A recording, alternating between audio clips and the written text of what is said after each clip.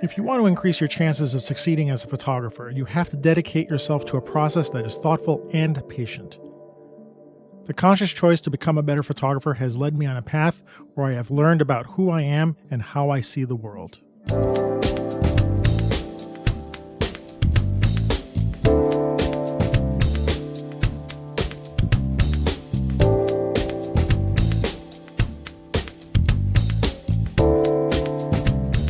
Hey, welcome to the Street Shots Photography Podcast. This is Antonio. And this is Ward. And welcome to episode 165 for the middle of August. Middle of August. You got it right. I just said this 2 seconds ago, and I'm like, I can't even think of what. It's the middle of August, right? It's the middle of August, yes, sir. Yeah. And you can hear Opie talking in the background somewhere. He disappeared. He's our unofficial co-host. Unofficial co-host mascot. Okay. Yeah. I left the door open and he came in and he started talking. So how you been? Busy? I've been very busy at work, yes. Yes, sir. Yeah. Crazy. I'm sorry to hear that. That's real work, right? Like job work, not photography work, right? Nope. No. Well, I quit my job last week. Yeah. Long story. I won't get into it. You're walking the earth now, though, right? With your camera in your hand. Like a bum. Was that from, that was from Pulp Fiction, right? Yeah. I'm going to walk the earth. Like Caine in Kung Fu. So that means you're going to be a bum. Yeah. Like, no, I'm not going to be a bum. Well, I haven't shaved, so I do feel like a bum a little bit. I decided to look like a grizzled captain from a whaling town, which is where I went this past week. I went up to the couple days after I left my job. I went up into Hudson, New York, to take some pictures and sort of rediscover what photography is like. But yeah, I left the job because I was working at B&H. Did I tell people this? Yeah, I can't remember. Last show, you said. Last show, I said the big reveal. B&H. Yeah. The big reveal, yeah. Did I say I was leaving the job then? I must have, because it's only a couple of weeks. Yeah, I must have said that. Yeah, so I did leave the job. I left on good terms with them. And it wasn't like it was a great job. It wasn't anything that they were doing wrong. It wasn't, great place to go. I'd have been using my employee discount up until the last day. Of course. Buying stuff. And what was happening was it could have been any job. The job was, like I said, interfering. That's not the right word. I don't want to make it sound like I'm a victim of this. I don't know how to say it other than just spending time at work, getting in the way of me trying to integrate the death of Elizabeth into my life and needing to, there's a lot of practical stuff I got to do.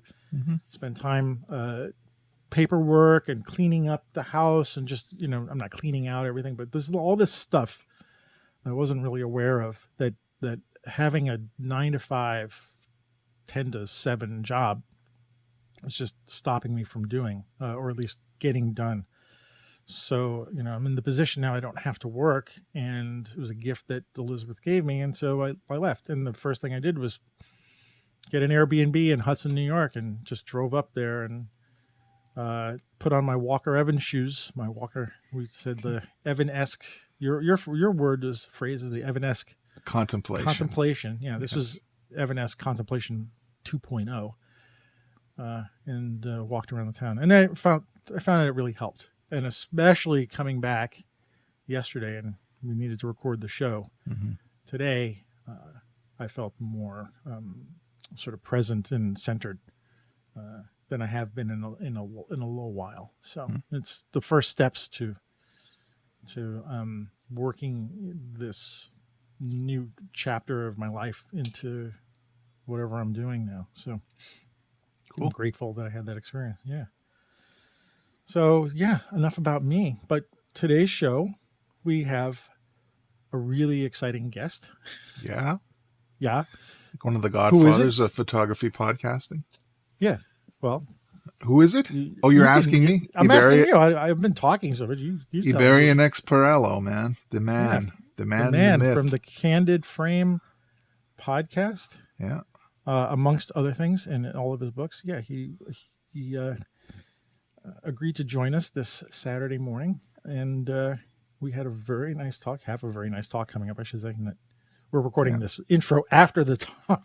Yeah, time shifting. Yeah. That's what we time do. shifting. Yeah, unstuck in time as we are usually. So why don't you guys put on your headphones, get comfortable, and in the next hour, listen to the great voice of Ibarionex Perello on Street Shots. Yeah, this one is deep and wide. Deep and wide, okay.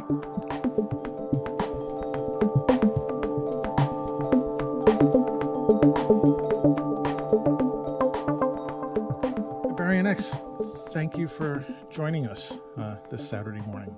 And my pleasure. Thanks for asking me. Yeah, I've been wanting to be having you on the show for a long, long time. And I've got a little fanboy stuff going on. So if I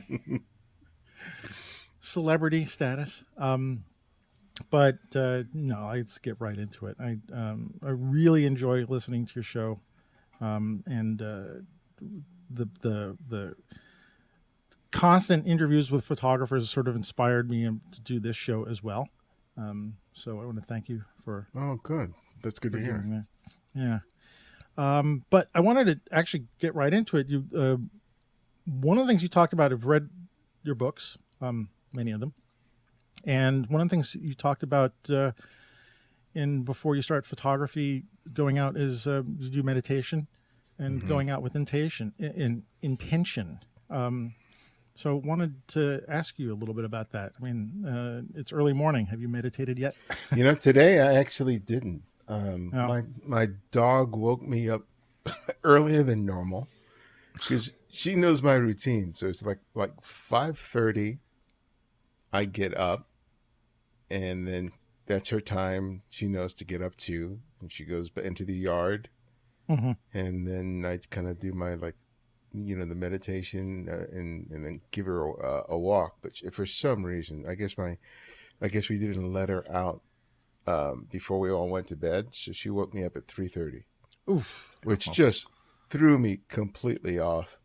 And I kind of went back to bed, and then I wasn't able to go back to sleep. And then I went into the family room and I turned on the television, and I was just like, YouTube. That's it. And then finally I was like, oh, I better get up and walk the dog because it's about in the 90s out here. And usually I walk her around 6:30 because but I got up like at 7:30 and it was already getting warm. So I got back, and then it was just like, so I'm blaming my dog. Do you meditate every day? Or you try to? Yeah. No matter what? Yeah. You find that important to make it, I tell people I roll out of bed crazy. You do? Yeah. Yeah, my head's always spinning. It's always been spinning. So kind of having it like a normal routine, I usually exercise. That's usually the first thing I do, like right out of bed. I either get on the exercise bike or I do a routine, some strength training exercise or some stretching and things like that. So I like just the fact that I get a bunch of stuff done that I know that I need to get done each day. And so sort of the meditation is sort of the thing that I do right before I kind of wrap things up in the morning before I go to work, and come down here to the office to do the same. It's been incredibly helpful just to, minimize the noise. Yeah, because it's noisy. You spend most of the day with a lot of noise. Yeah. Oh yeah. Yeah. Yeah. Especially in the past couple of years, I think, even with lockdown, or it seemed very noisy, even if it was still. But that was my experience. Yeah, and I've got some stuff that I've talked about on the show in terms of ADHD and major depressive disorder, which all sort of contributes to this kind of nervous anxiety sort of, it's like a violin string that's constantly vibrating. So it's kind of like I need to be able to sort of temper that so that I can focus on the next thing that I need to do. Otherwise, I'll be all over the place and not get a whole lot done. So it's important for me to sort of kind of reset, especially if I'm going to go out and make photographs, because I really want, that's another meditative practice for me is going out and making photographs, because I have to be centered and I have to be present on it to do it effectively. Yeah. You talked about also journaling too. I can't remember, it was one of your books or one of your shows. You talked about journaling with the meditating and journaling as part of the sort of photographic process. And I just wanted to talk to you a little about journaling as well. I mean, I've started just before you came on, Ward and I were talking about that. I was asking him if he journaled, and I said, I try to journal, and I find I start a lot. Yeah. And don't quite keep going. And stuff has shifted in my life a little bit. I'll talk about that a little bit later. But lately I started thinking, and again, reading your book again and seeing that you talked about journaling, I was like, I wonder if I should start doing that. And of course I started thinking, what is the journaling for? Is it for me or is it for some future person to read? Tell me what the motivation is for you to do journaling in regards to, photography. Yeah. I think it's really important for me when I teach workshops. One of the things that I really kind of talk about a lot is this idea of being able to have this kind of workflow, have a methodology that you can repeat to get into. Because sometimes you go out there and it could be hit or miss depending on how you're feeling and a whole bunch of different variables. And I find that for me, the journaling helps me to understand what works for me and what doesn't work for me when I'm out in the street. So if I have, a good day in terms of photography, if I felt like, not so much that I make great pictures, but that I was in that zone where I was like in sync with the street, that I was seeing, that I was responding, that I was reacting, understanding, okay, what was I doing? How was I feeling? What was I thinking when I was out there?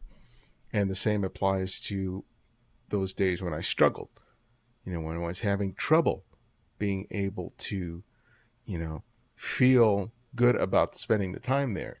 And doing that, especially early on, helped me sort of identify what stuff works for me and what doesn't work for me. And that's so like in terms of subject or just a state of mind? State of mind. State of mind. Completely state of mind. It's like, okay, the things that work for me. Check out my camera before I leave, make sure that, the batteries is there. Set the aperture at 5.6 as a starting point. Make sure that, that there aren't settings from like a previous shoot, where the ISO is set for 3200. All that stuff I get set, so the camera is sort of less of an issue, right? And then it's about, okay, wearing comfortable shoes, having something to eat, trying to let go of anything that may have bothered me the day before, or maybe somebody who cut me off that morning, or even the sort of the expectation of, okay, this is the only time I've had to shoot this month. It has to be good.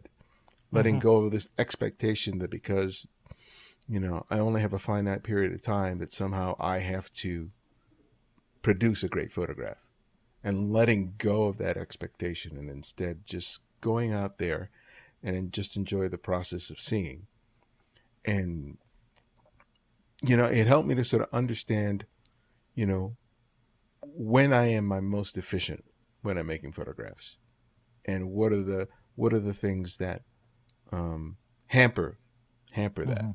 And most of that stuff had to do with what was in my head. It had little to do with the subject matter or the light or anything like that. I mean, that informs the photograph.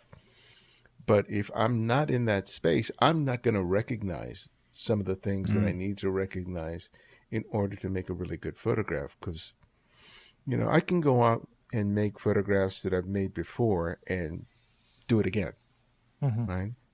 Because we all have pictures that we do well, and we know that we do well, and we can just repeat ourselves endlessly. Yeah. But what I'm trying to do is I'm trying to stretch myself. I'm trying to make a discovery that I wouldn't otherwise, or get close to it. And so that kind of, to create that kind of situation, I have to be in a certain place. And if the noise is in my head and I'm listening to it and I'm letting that be the distraction, if that becomes the focus of the hours that I spend there, I'm not gonna discover the subtle events or circumstances that play into me making a photograph that really stretches me. How did you discover that journaling would help you with this? I mean, is it just natural? Did someone tell you, or did you just figure it out yourself? I always sort of journaled in it, off and on. I mean, I'm doing it as a kid. I didn't do it with any sort of regular basis. But I think part of it was that when I started writing the books where I was talking about process, that's really when I started to do it. So it's probably 8-9 years ago. Because I really, in order to be able to explain what I did, I had to understand what my entire process was. Because otherwise I would just do it. But to have to explain to somebody else how I can do what I do, it was really important for me to not only look at the mechanics, but also kind of understand, well, why do I respond to the world in the way that I do? And so the writing became essential for that.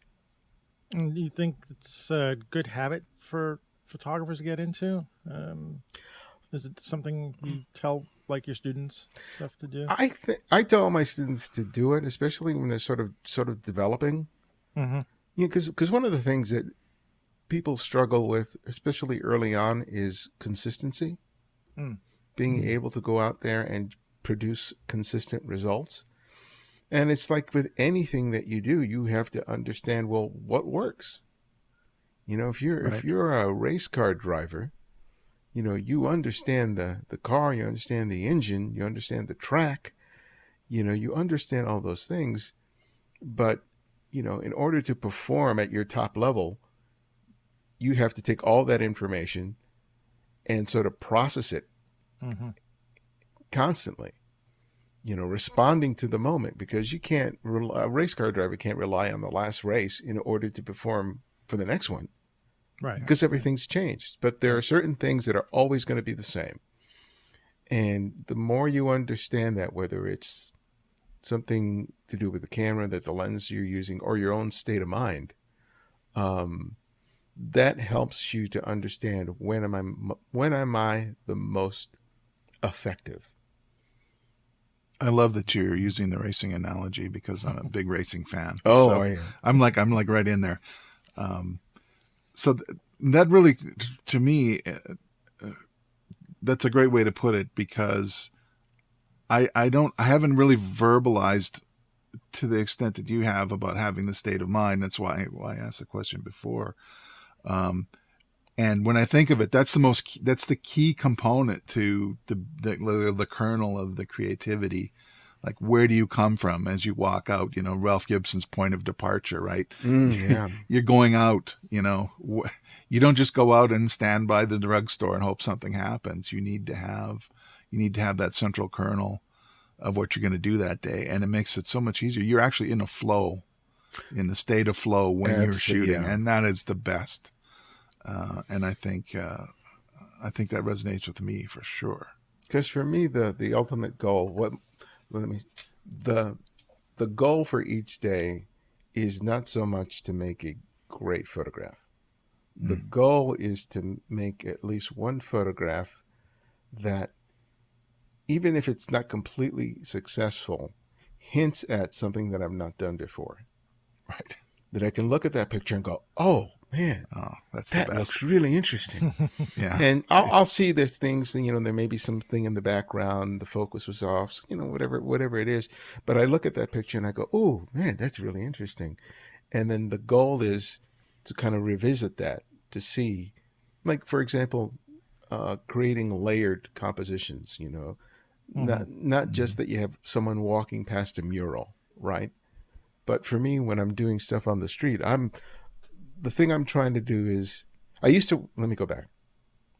I honed my compositional skills by becoming a minimalist, by paring things down, taking things out. Mm-hmm. And I got to be really good at that. And then I started thinking, okay, how much can I add to this frame before it completely falls apart? And that requires you have to have such intense focus, especially if you're trying to include, multiple figures in the frame and all this stuff, because you're having to sort of anticipate how that's going to happen. Because I'll find a scene where I think the background's interesting. There's some fixed elements in the foreground. The light's really good. And I kind of know, well, if I had someone moving there, that would add something there. But if I got someone coming from the left, and so you kind of read the scene, trying to figure out how could this improve, right? And then it's just like looking and seeing as people are moving in and out of the scene, and sort of gauging timing and all that other stuff, and when you press the button. So when all that stuff comes together, you can make the attempts to make it succeed. And when I'm doing that, a lot of those are less than successful because the timing is off. Right. Either the timing of the people moving in relationship to each other, or just the timing of me pressing the shutter release button. I'm just off by a quarter of a second or something like that. But I wouldn't be able to do that if I was preoccupied with a bunch of stuff that has nothing to do with my mindset or what I'm doing. Right. Yeah. I wanted to go ahead and start into saying, well, first I wanted to give you condolences to the recent passing of your mother-in-law. Oh, thank you. I saw that pop up on Twitter, I believe. It was like last month, I believe. Yeah, it's been about a month. Yeah, and you some show, or one of the shows, you had mentioned that you were doing a personal project with her, photographic. I'm wondering if you'd want to share sort of your experience and what's going on with that and what happened. And about 2.5 years ago, we realized that my mother-in-law couldn't live by herself. She lived in the house where she had raised my wife and her sisters. And so she moved in with us. So our second bedroom was my office. So we converted this garage into my workspace, and we moved in, and she moved in, and we started sort of taking care of her. She was in her early 80s, 85, something like that, when she moved in with us. And so it was a real sort of challenging time, because anyone who has had an elderly parent with a variety of different health issues, it changes everything, right? And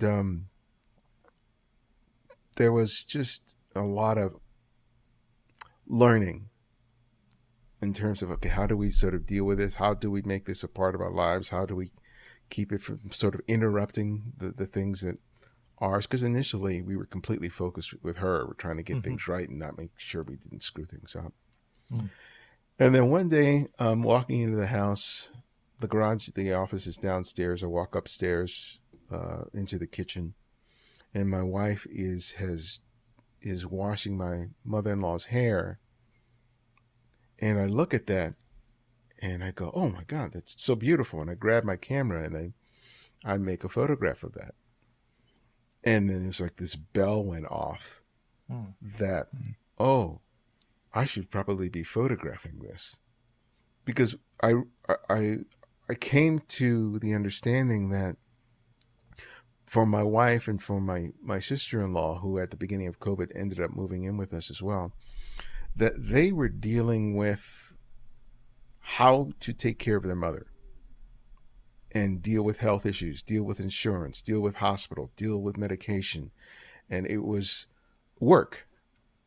And there was a lot of sort of self-doubt and tensions that were around. But I realized at the same time that there was a lot of love and affection being shared. And I thought, I need to make photographs of this so that when my mother-in-law passes and they're over the grief of losing her, they'll be able to look at these photographs and realize what that time actually was.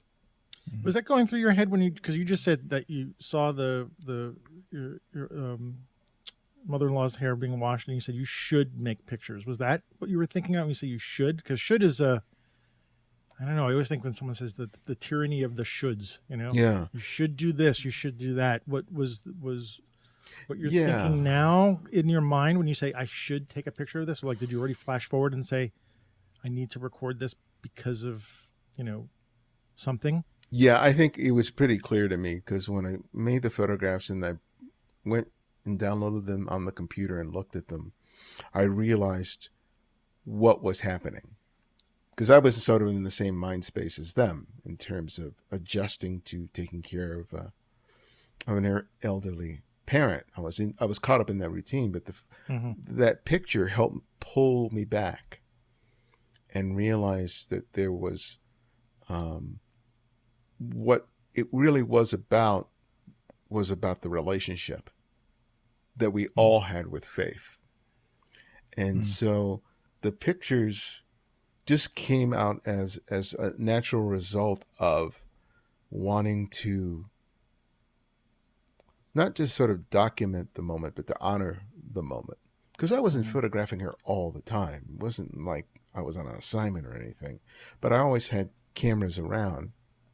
And when I would see something that I thought that was particularly telling about her life with us, I would make a couple of photographs and then put the camera down, and then I would just, do whatever I would need to do. If I was going to take her to a doctor's appointment, she had issues with her knees where she needed to get these injections. I think it was cortisone injections in order to decrease the pain.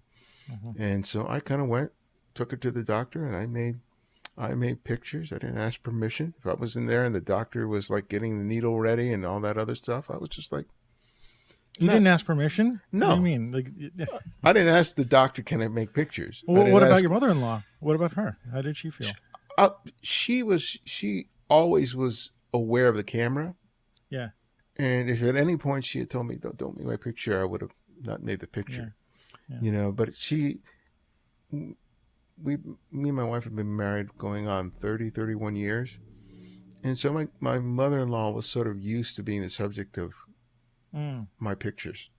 So she was sort of accustomed to it. And at this time, there wasn't so much vanity about me making the photograph when she was like not ideally coiffed. I think she trusted me, as did her kids. And so I kind of honored that. There was one time we had to call 911 because she got really loopy, and there was we knew something was wrong. Eventually we discovered it was just a bad urinary tract infection. So she was in the kitchen at the kitchen table, and I was trying to keep her focused, and the paramedics and the firemen came in, and there were about probably 4 or 5 of those people in the kitchen taking care of her.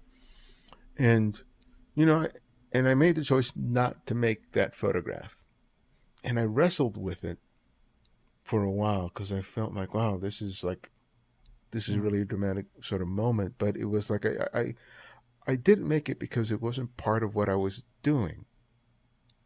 Right. If I was documenting someone else's family with the purpose of telling a more complete story, yes, I would have made that photograph. But it wasn't necessary for what my goal was for the project. So what was more important is there to be there for her and for my wife, who was like a real panic in that time, because that was the first time we'd ever had to call 911 to help. So I didn't think it was appropriate for me to make the photographs, but I also knew that I really didn't need it. Yeah, I was asking about this personal project because I hear about photographers doing personal projects like this, or spending times with families when they're going through hard times, and following them over years and over the course of a sickness and something like that. And I always think, like, would that be something I could do? Would I want to do it? And how could I approach it? And, recently my wife passed in June of ovarian cancer. Oh, I'm sorry. Yeah, thank you. And, it was a 2-year battle. And part of me thought, like, do I want to record this photographically? And she didn't like to have her photographs taken. So, part of that was an honor, like honoring her wishes not to do that. But every now and then, we were in chemo session or something like that, and I would take her picture while she was in the chair. And I have a whole selection of pictures. I don't share those with anybody. But I was thinking, like, would this have been an opportunity? Could I have done it? I don't think I have the chops, and it's not the right word, but it's like I'm more in that mindset that you were in with the paramedics there. It's like, I don't think that's, the time I can take a picture, but that was more often for me. Like, I don't think this is the time I could take the picture. So I was just really wanting to, sort of get into your mindset about this project, and like, what would be your plans with the photos? Is it just for personal? Is it something you want to show the world? I mean, I've shared it when I've done workshops or presentations. I've shown a select number of the images.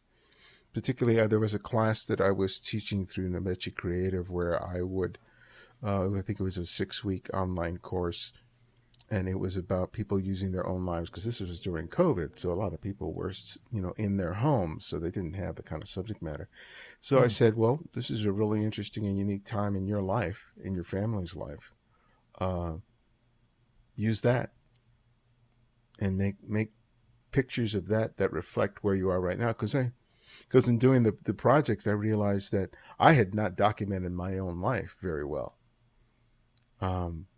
Other than this house, I never photographed my apartments that I had lived in or anything like that. It was like just existed in those spaces, and I remember them in my head, but I never took the time to make a photograph of them.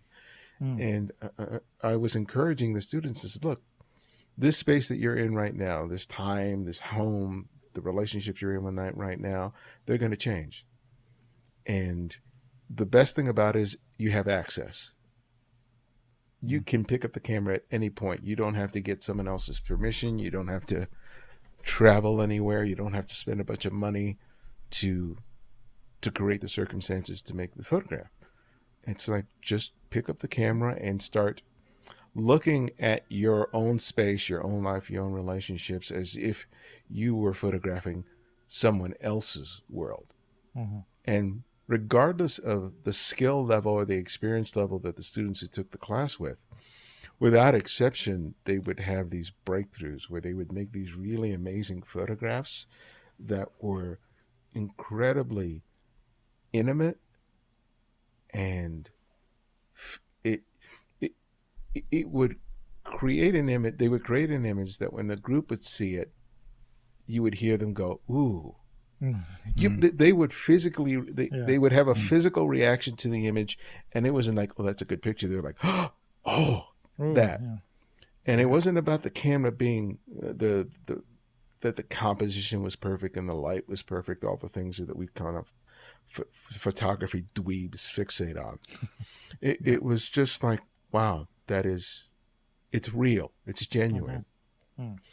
And so that I think is something that is available to any photographer who chooses to do it.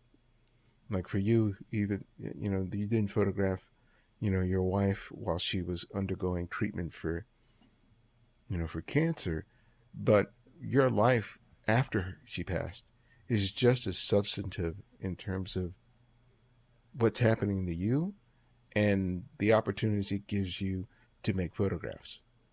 Yeah, I'm just at that point now. I just I was working at B&H Photo of all places. Oh, okay.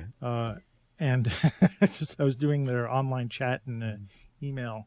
And after she died, I found that the job was sort of interfering. And it's not the job specifically, like, it's not a bad job. It's just a job is interfering with the ability to sort of heal and process and integrate her death into my life. So I actually left. My last day was a week ago yesterday. So this is my first week without work. But I just went on a little trip to upstate town in New York on the Hudson called Hudson. Nice little whaling town that we've been to, and walked. And my intention was to, meditate in the morning and walk around with my camera. I put on my as Ward had mentioned in an earlier show. What was it? My Evans-esque contemplation. Evans-esque contemplation. Walker Evans is one of my heroes, and the town is very much in his style of photography, or the kind of buildings he would photograph. So I put those shoes on and walk around, but trying to figure out who I am apart from my wife in the 2 years that this whole thing was happening. Like who am I at the other side of this, and I'm actually thinking about you now, about this, like, who are you now on the other side of this personal journey that you've had with your mother-in-law living with you? Who are you now with the pictures and the I mean, now, because it's done, right? She's no longer here. Yeah. So who are you in this respect? I haven't really given it much thought, because we're in the sort of another phase of it, right? Where my mom and my mom, but my wife and my sister-in-law are dealing with the loss, because they were so busy with dealing with the doctors and the insurance company during the last couple of months of my mother-in-law's life, and then making the arrangements. This has been the first week where they haven't had to do any of that work. Mm-hmm. So they're just having to live with the fact that she's not there now. So for me, it's largely being supportive of them as much as I can, and allowing my own experience of losing my own dad 8 years ago to sort of kind of inform what I can do and do for them. Are you still taking pictures as part of this process? No. Yeah, I think I may. Really? Yeah, I think I may. Because this sounds like an important part. I mean, like, just as you're saying this, I'm thinking, and because I understand this too, I'm going through the same stuff, and like the relief, there's some sense of relief. There's an afterwards. Mm-hmm. It's still part of the story, though, isn't it? Yeah, I think part of this. I'm thinking that at some point, when they make the choice to begin clearing out some of Faithy's things, in the room, I'll make some photographs of that. When I made photographs at the funeral, but I don't imagine that I would include that in any sort of finished product, because I'm imagining what I'm going to do is sit down and edit the images and produce a book that I will share with family. So it'll go to have a copy for my wife and my sister-in-law, but also her family in other parts of the country, because Faithy was the one of 9 children, and she was the last. Wow. She was the last of those 9 kids to pass away. And so I think I would like to make a book and then ship them out to those family members who kind of knew her, just as a way of remembering her. But, I'll likely share those images when I'm talking about making these kind of pictures in workshops or in classes. But beyond that, I don't imagine that I would do anything much bigger than that. But it's what it did change for me was that I realized how important it was to make pictures, genuine pictures like that. I love street photography, and it's, that'll never sort of go away. But I want to make photographs that feel the way that these photographs felt.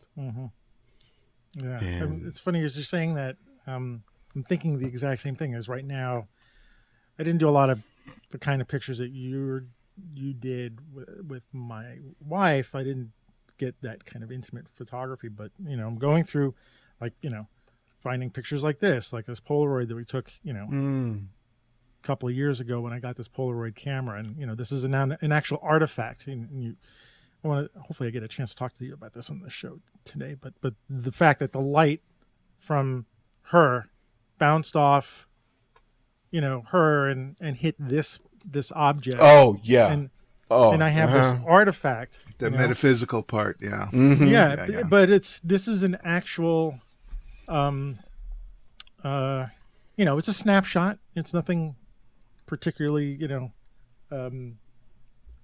artful about it or something like that. It just has that, snapshot in memory. But how important those moments are, and even if they are snapshots or selfies or something like that, how important those moments are in the memory and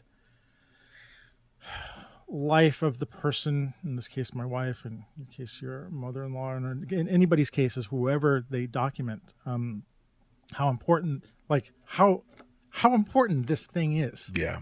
Like, this is now more important than it was when I took the picture. Mm-hmm. I don't know if you've had that experience, but like, oh yeah, you talk about those moments. These are things that mean so much more to us now. I remember having that realization when I saw an original print of Oswald being assassinated by Jack Ruby, and I looked at that print and I realized, whoa, the light, that reflected off of Oswald in that moment was made on that negative, and that light, the light that passed through that negative, made this print, and I that connection was, I didn't understand it completely, but it was very I was awestruck by the idea that you were. there was an actual physical connection between all these elements, and even though there were decades or years between me looking at it and it being created, it just seemed awesome. I don't have that same experience with digital. Well, you talked about this. By the way, you talked about this with Greg Heisler, which was a fantastic episode. The energy that he had, but you guys talked about that. And when you said that, both of you said that, and I was like, I've also thought that for years. Like, I used to take slides, transparencies, and transparencies are direct record of the light. And I only started thinking about that not when I was taking the pictures, but now that they're no longer here, now I'm recording stuff with digital. It's not an actual representation. So I started thinking that. So when you guys said that, I was like, oh, you guys are saying the same thing that I'm thinking. Yeah. I was like, oh, you're my people. But we must all be of the same generation. So, it's great. But in that regard, I'm glad you brought that up. You used the word magical in that conversation with Greg. But why do you, and this is, I'm asking myself this as well, but I'll ask you because you're here. Why do you think it's important that, this was, reflected light? And how do we reconcile that now with digital? Because digital is no longer a recording of the event. So what would you have to say about this? Man, you're going deep, and I haven't even had a cup of coffee.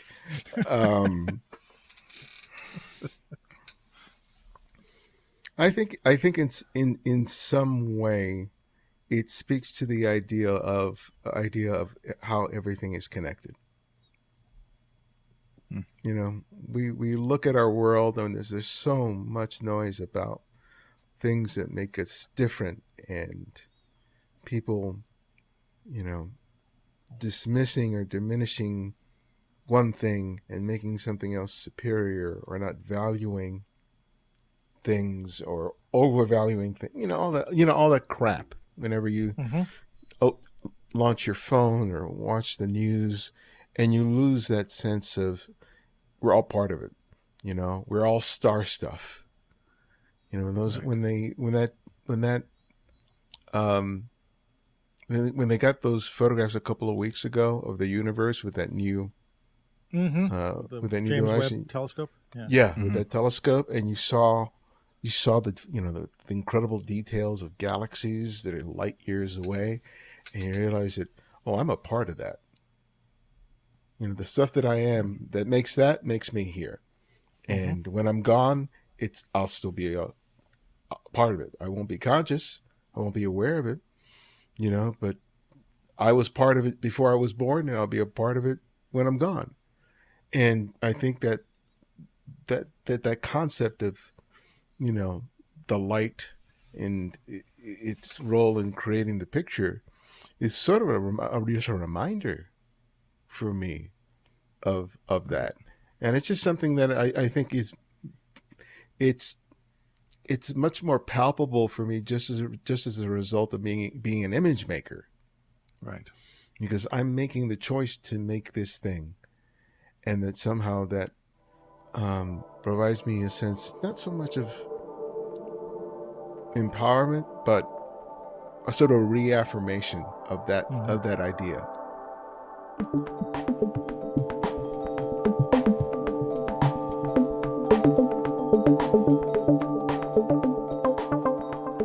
So we could change gears for a little bit. We know you have I don't know if you have a background in education. You're an adjunct professor at the Art Center College of Design, and that you talk often about your students, and the books that I read that are really instructive. How to the techniques you can use and the mindset you have to have in order to do shooting for the street. Mm-hmm. What is your motivation for teaching? Where did that come from? Where did that impulse come from? And does it feed you? I mean, aside from the creative aspect of photography, I mean, when you shoot, is there some part of you that's thinking, I'm shooting this to maybe bring up in the class later, or, you know what I mean? How does that mix happen? It started, God, I don't even know how many years ago, maybe somewhere 12, 15 years ago. I was going to go out and photograph downtown Los Angeles, and 3 photographers asked if they could come with me, and I usually photograph by myself, Mm-hmm. Mm-hmm. and I was like, oh yeah, you can come, and I just started making pictures, and at one point I think we were out there maybe just like 30 minutes and 45 minutes, and one of them asked me, what are you looking at? They didn't understand what I was doing. And so I just started explaining it to them. And I realized that I had sort of taken it for granted that everybody could see this. Because I didn't think what I was doing was very, very special, but it made me understand that my skills and my talent as a photographer were not something that everyone possessed. And then trying to communicate that to someone else started the whole process of okay, how do I communicate this? Because when I was working for the magazines, like Outdoor Photographer and Digital Photo Pro, I was writing reviews of equipment. I was writing how-to tutorials on Photoshop or something like that. It wasn't about how I was seeing anything, but when these fellows asked me about doing it, that started getting the gears rolling, and then I started getting asked to teach, a street photography workshop or something like that, and then I had to sort of figure it out. Mm-hmm. I had to, and that's where the sort of the writing, the journaling came involved, because I didn't completely understand it. I just did it, and then having to sort of reverse engineer it and have an understanding. Okay, what exactly the hell am I doing? Right. So that I can communicate to someone else, so that they can take that and adopt some of it in their own. Well, it's like your race car, right? It's like your racing driver. You read all of the, things that, be careful of distracting backgrounds, rule of thirds, whatever the different thing. Now you're actually out there and you're like, there's a truck and a guy and a shadow. Like, what am I supposed to do with this?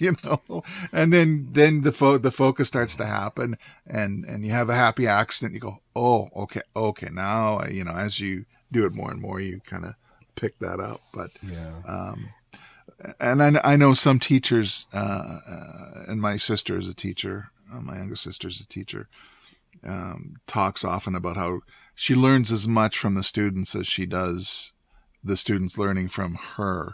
And I'm wondering if that's something that you've discovered too, in your journey as a Absolutely. teacher. Yeah, because every time I start something, I suffer from really bad. What is that? I just had it at the tip of my tongue. The How you feel like you're a phony. What is that thing called? There's a word for it. Fraud.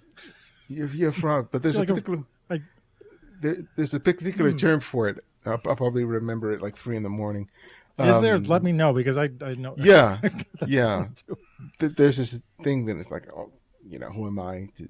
Right. Who am I to? Imposter syndrome. Imposter syndrome. Okay. Right. So I feel that every damn time I go out to teach, and I move past it. I move through it, and then when I start sharing when I see how the students incorporate it and make something of their own that's exceptional, I get excited.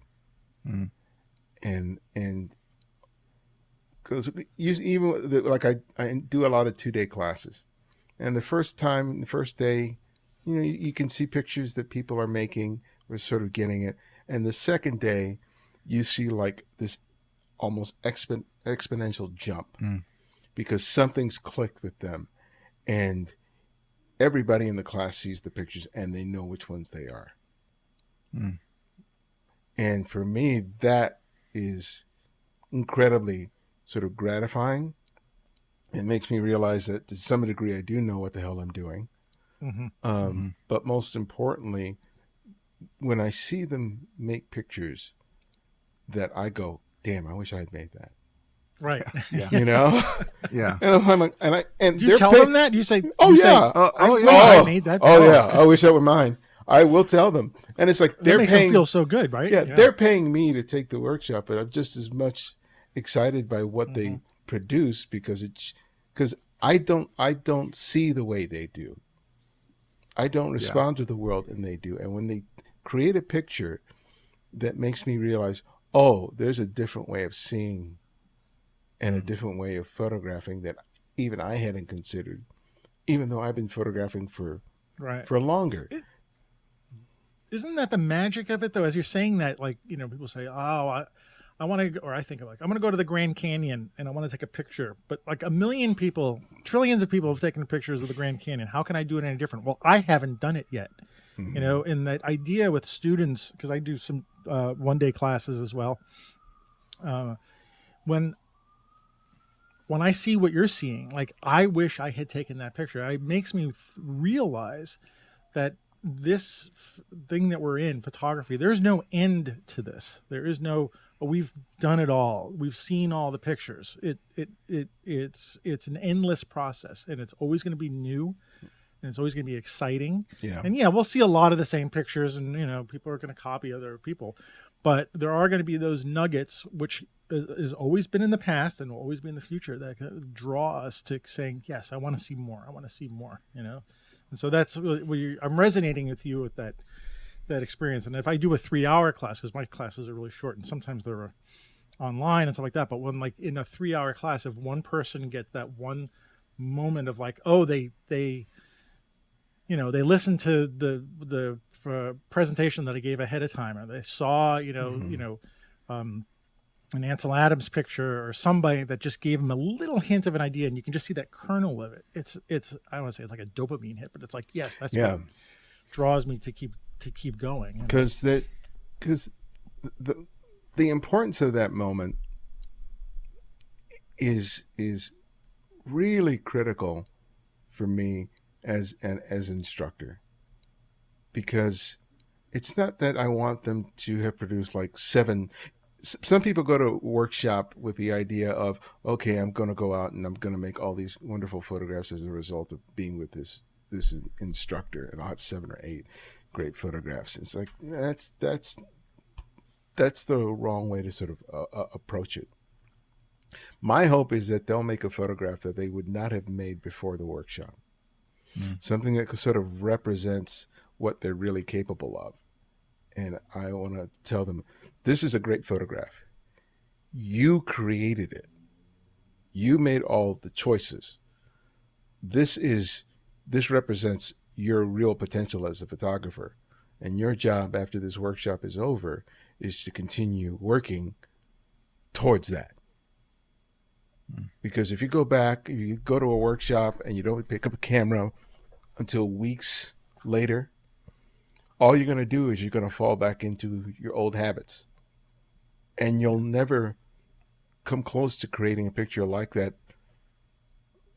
And you'll be reliant more on luck than anything else. So it's like, you can do this. Okay? I've shown you what works for me in order to do it. Take whatever I've shared with you that works for you, incorporate it every time you go out and shoot, and work towards that goal, because you've already proved it's possible. Let me ask you this while you bring that up. Who was the person who did that for you? Or persons? You know, I don't think anything. I think I was supported more so than anything else by my parents and my Mike Golan, who was the counselor at the Boys Club of Hollywood, who first introduced me to photography. But there was this. I made this picture probably within a couple of months of learning photography, and it's at the Boys Club. They would have either twice a year or once a year a competition among the different clubs where they would either come to our club or we would go to theirs, and there was a games room where they would have a pool table, ping pong, bumper pool, all those things, and everyone would compete. And I made a photograph of one of the kids from one of the other clubs taking a shot at the pool table. And I remember being very conscious of the composition in terms of how I framed it, with his arm, him leaning over the table, his intent look at the cue ball that I purposely positioned at the end of the frame, the kids in the background looking at him. And I remember in that moment being completely aware of everything I was choosing to put in that frame. No one ever told me about that, but I just did it. And when I went upstairs, processed the roll, and made the print and brought it down, I got that reaction from people. We were like, oh, wow. And it was one of the first times where I had created something that evoked such a reaction in someone else. And I realized it was very powerful. It was very sort of affirming. So for me, it was that moment that I was always in the pursuit of making a photograph where I own the photograph and the moment. And even if someone doesn't react to that I feel it. I know what it feels like. So when I feel that again, it's like, okay, I know I'm doing everything right. That's a great memory. Wow. So we got a few minutes left. I had one more question to ask. A couple of weeks ago, I went back to my hometown and visited a homestead that I lived in when I was a teenager, and it had been 40 years since I'd stepped on that property. And so I came back, and it's an abandoned farmhouse. And so it was a chance to reflect on, how far I've come or whatever, how my life is different from when I was living there as a teenager and so on. And thinking about how the Canadian prairies were settled shortly after the turn of the century, before the Second World War, after the Second World War, and thinking about the immigrant experience. And I know that I'm 100 years removed from that, of people coming to the country and settling and so on. And so I have a particular experience of, being of kind of a German-Romanian descent, living, 100 years away from the people that moved here. And I know you bring up in your shows about the immigrant experience And I think your family's from Dominican Republic. Right. Mm-hmm. That's right. So I'm wondering if that, and I know we have been talking, heavy conversation about your family before, earlier in the show, and I'm just wondering how that experience informs your creativity, or if it's just a part of you when you're shooting. If there's things you look for, or communities that you kind of I don't know what you circle around or are with as you're working, or if it's just a part of you and it's not really a conscious thing as you're working. I think it's a conscious and an unconscious thing, because I'm a kid of the 70s, so I grew up. I was born in New York, but I grew up in Los Angeles. So it wasn't like New York or in Miami, where there's a large Dominican community where you can, like, you walk out the front door of your apartment and you're hearing merengue and bachata on the streets. You're hearing people speaking, the Dominican way of speaking Spanish. You can walk into, every other restaurant and eat tostones or arroz con frijoles, or, it's an extension of the culture. Here, I lived in South Los Angeles, and there were Dominicans here, but they were scattered around the city. When we would get together with family or go to a party, but it wasn't a regular part of it. So I grew up in South LA, and at that time it was probably sort of 50-50 African American and Latin mostly. I would think Mexican and maybe some Central American at the time. And I felt that the culture that I grew up in my household was not reflected in my school, in my neighborhood. And there was a sense of sort of invisibility and sort of not knowing exactly where I fit in. And I think that photography provided me the gift of understanding that the way that I saw the world and experienced it and what I did with it mattered. That even though I wasn't seeing it reflected in television, in the movies that I saw, it mattered. And it provided me an important sense of self that I wasn't getting otherwise. Right. So even today, that informs my photography, because some of the things that I choose to photograph, or the neighborhoods that I choose to photograph in, were always places that largely were left undocumented. At the time when I started photographing in downtown Los Angeles over 33 years ago, no one was going downtown. There wasn't all this gentrification, and that sometimes I would be the only photographer out there, or maybe I'd bump into one other one. Now you go out there today, if you don't if you don't bump into at least half a dozen photographers while you're out there, something's wrong, right? But for Los Angeles, people go to Venice, they go to Hollywood, now they go to to downtown Los Angeles. But I'm inclined to make photographs in areas where you're not going to see a camera. I want to go. There's a street near my mother's house. It's Gage, and there's also Slauson. I haven't decided which street to do it yet. But Slauson and Gage are both east-west streets.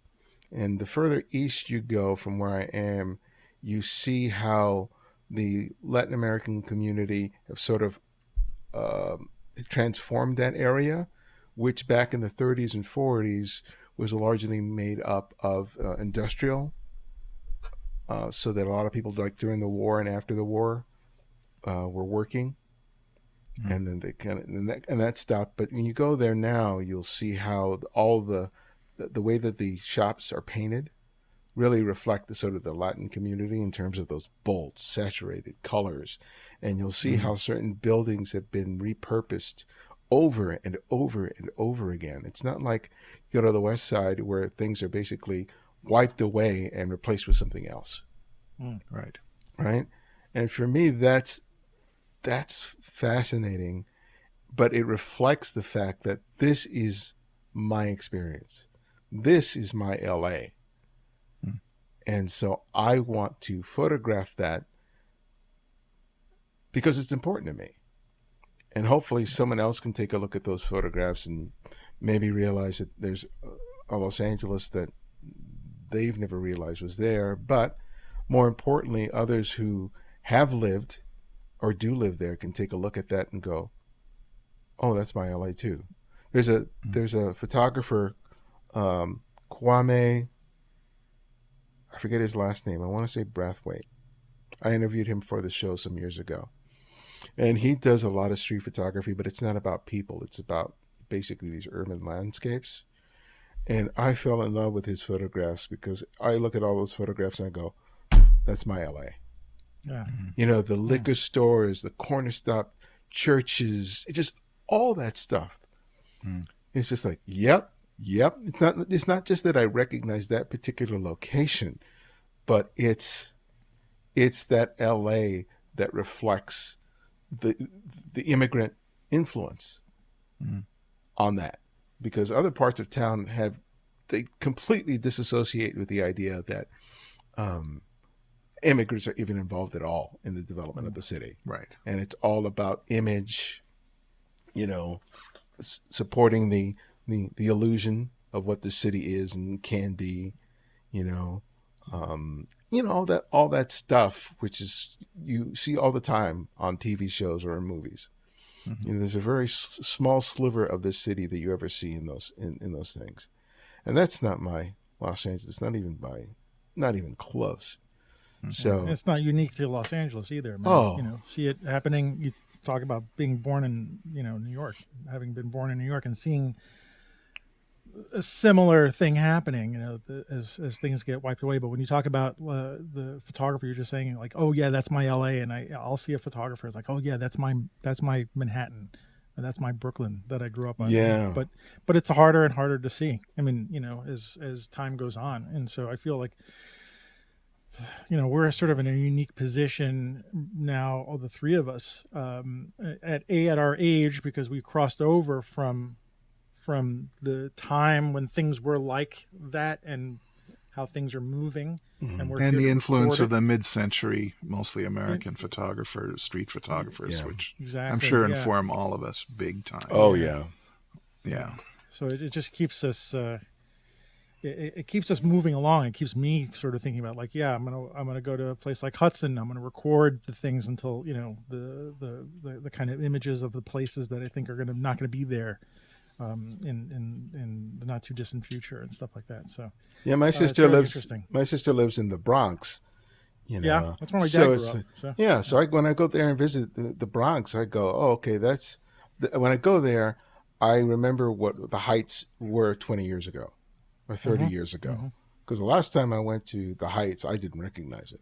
I was just like, there's an Irish bar here. There's a gym.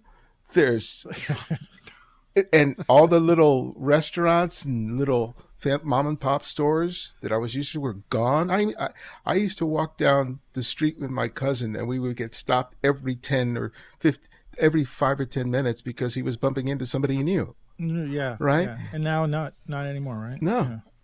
Yeah. I don't know what to say about that. And I think maybe we can hold this for another episode, because I would love to have you back on to talk about. I've got like a whole list of things I want to talk to you about, including this last part. But I don't want to make this a 3-hour show. Although I could easily make it a 3-hour show. Hey man, I've enjoyed this so much. Anytime you ask me, we'll find the time and make it happen. I'm so honored that you were giving of your time this Saturday morning. I don't have words of thanks enough but I've been so wanting to talk to you, have you on the show, and using, your show is sort of a model, like the way I'd like this show to go as well. I mean, we interview photographers, not all the time we talk about photography, but I do listen to you and how you bring out something in a photographer that is worth listening to. Because the trick of doing these shows is that we're talking about a visual art through audio.